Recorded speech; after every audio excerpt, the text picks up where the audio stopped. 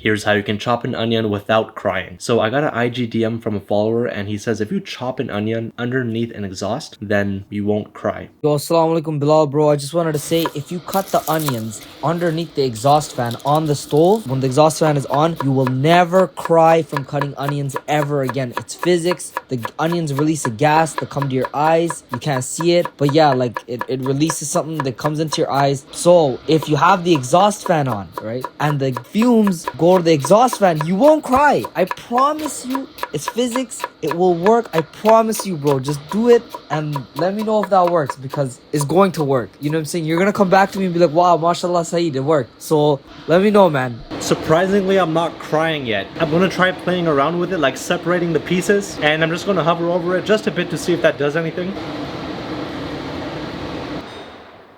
I think physics works. I'm assuming if I were to have done this away from the exhaust, I would be crying right now. Even when I was playing with the onions, I felt maybe a little bit of irritation in my eyes, but I'm not crying. Look, absolutely no tears. So far, this seems like the best way to stop crying. The sharp knife thing doesn't work. You wearing glasses, it still seeps through underneath. I think the kitchen exhaust is the best way to go.